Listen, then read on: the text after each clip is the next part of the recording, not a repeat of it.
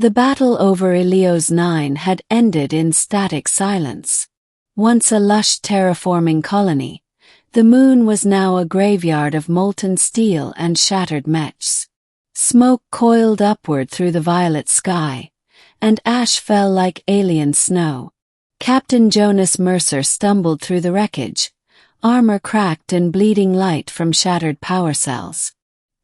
His HUD flickered between red and black. Every breath tasted of iron and smoke. He'd lost his squad. He'd lost comms. And somewhere beneath the rubble, the last living member of his strike team, a Zytherian warrior named Cailerin, was dying. Jonas cursed under his breath, ripping a slab of scorched alloy off a pile of debris. Beneath it, her form shimmered faintly, skin of opalescent silver, the hue of moonlight trapped in metal. Her 4 eyes fluttered weakly, the lower pair dim and unfocused.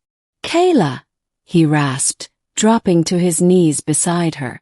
"You still with me?" Her voice was a whisper that shimmered in the translator embedded in his ear. "Human. You should not be here. Your kind evacuate already." Jonas pressed his gauntlets to the debris pinning her torso. The servos in his exosuit groaned, but the plating barely moved. "I'm not leaving you," he said. A faint smile curved her lips, sharp teeth glinting faintly. "You are foolish. The human transport departs in 30 minutes. Am broken. My spine severed. I cannot move." Jonas grit his teeth. "Then I'll carry you." The battlefield's graveyard. Jonas and Kayla had fought side by side for 8 months of the Ilios campaign, one of the rare human Zytherian joint missions since their uneasy alliance began. The Zytherians were taller, faster, stronger, but their physiology made them incompatible with human medtech. And now, she was beyond even Zytherian repair. Her neural lattice was fractured, leaving her body paralyzed from the chest down. Still, Jonas couldn't abandon her. He remembered the time she dragged him out of a crashed shuttle on Vera Prime, when his own people had already marked him Kia. He wasn't about to repay her with betrayal. He tore away the last of the metal beams and pulled her into his arms. Her body was surprisingly light. Zytherian bone was a crystalline lattice, strong yet airy. The ground rumbled beneath them. Orbital bombardment from the retreating fleet was beginning. Scorched Earth protocol to prevent enemy scavengers from taking tech. Jonas' comm pinged faintly. Static. Then a voice, "Lieutenant Sarah." "Mercer. Where the hell are you?" "Evacs in 12 minutes. The fleet's nuking the surface." "I found Kayla. She's alive." "Jonas, listen to me. We can't take Zytherians." Command said no non-humans, especially wounded ones. "You know why." He didn't answer. The line went dead. The long crawl. Jonas adjusted his grip and began trudging toward the evac beacon, a pale blue flicker in the horizon haze. Every step was a war against exhaustion. His armor servos stuttered. Half the circuits fried from plasma fire. Kayla stirred faintly, her head resting against his chest. "You defy your commanders." "Why?" He looked down at her. "You wouldn't understand." Her upper eyes blinked, studying him. "You humans are creatures of reason. You calculate, strategize. Yet you make decisions that defy logic." Jonas gave a tired smile. "You saved my life on Vera. I figure I owe you one." "Oh." She tasted the word as if it were foreign. "You believe in debt between souls." He said nothing, pushing onward. Around them, Ilios 9 moaned with dying sounds, burning forests of glass, collapsing fortresses, and the distant roar of engines leaving orbit. At last, they reached the ridge overlooking the evac zone. Below, a battered transport ship was prepping for liftoff, soldiers rushing aboard. The last shuttle. Jonas triggered his distress beacon. The transponder flashed, weak but visible. When they reached the clearing, Commander Harlan stood at the loading ramp, helmet under his arm, face carved from stone. "Mercer, you're late." Jonas staggered forward, Kayla's limp body across his arms. "She's hurt. We need medevac." Harlan's gaze hardened. "That's a Zytherian. She's part of our team. She's not human." Jonas felt anger burn behind his ribs. "She fought beside us, bled for us, and you just leave her." Harlan stepped forward, voice low. "Orders are orders." The Zytherians abandoned their own wounded. Their medships pulled out hours ago. "We can't risk contamination. Biotech protocols forbid mixed species recovery." Kayla's eyes fluttered open, catching fragments of the exchange. "Let me die," she whispered. "He is right. I am a liability." Jonas shook his head. "Not to me." The last shuttle. Harlan motioned to two Marines. "Take the captain aboard." "That's an order." They moved toward him, but Jonas drew his sidearm, the barrel trembling slightly from fatigue. "Stay back," he growled. The Marines froze. "Jonas," Harlan said softly, "you're not thinking straight." "I'm thinking clearer than ever. She's one of us." "Damn it, Mercer. You'll doom us all. The atmospheric purge begins in 10 minutes. If you're not on board, you die here." Jonas glanced at Kayla.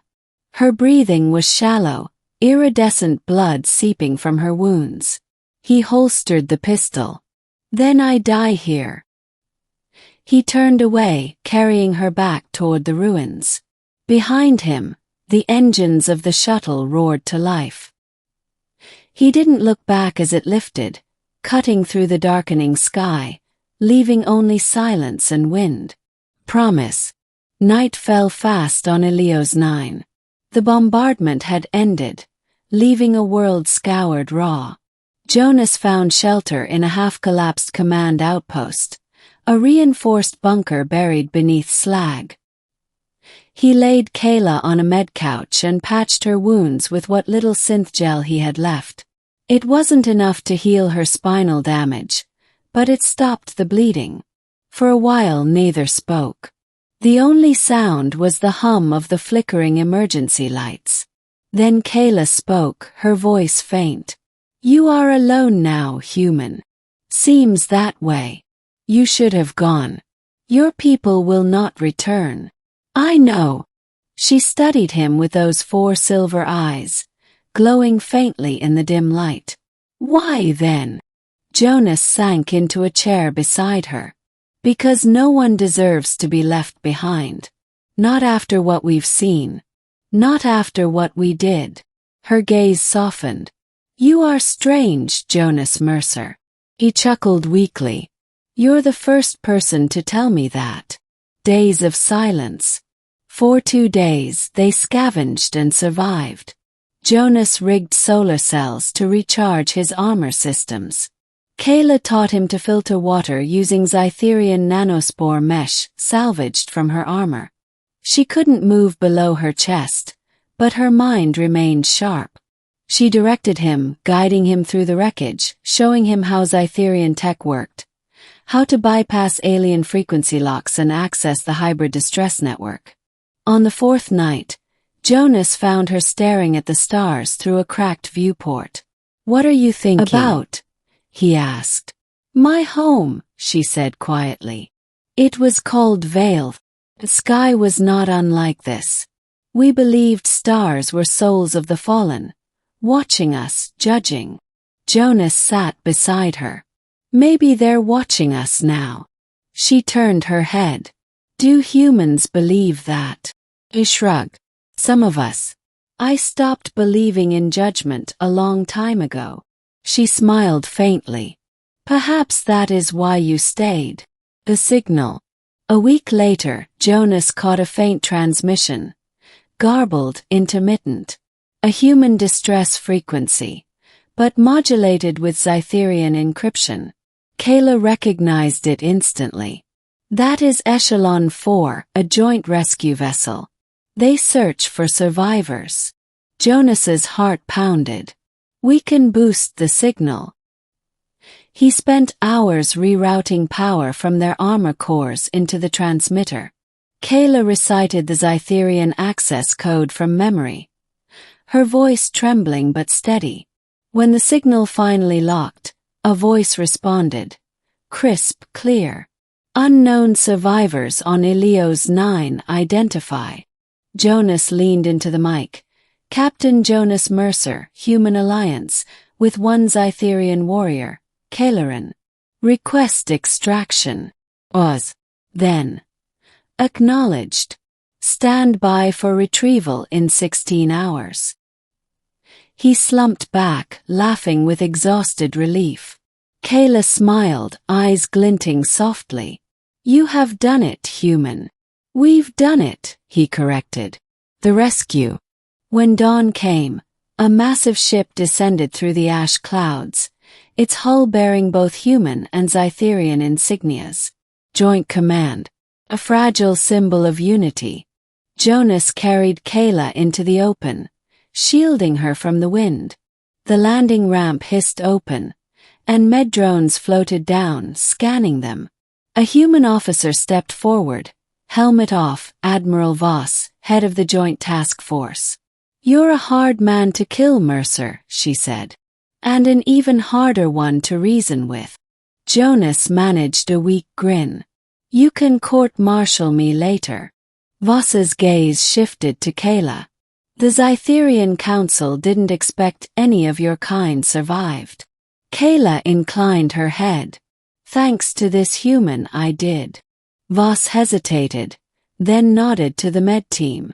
Bring them both aboard. Fragile future. Weeks later, Jonas visited Kayla in the medical bay aboard Echelon 4.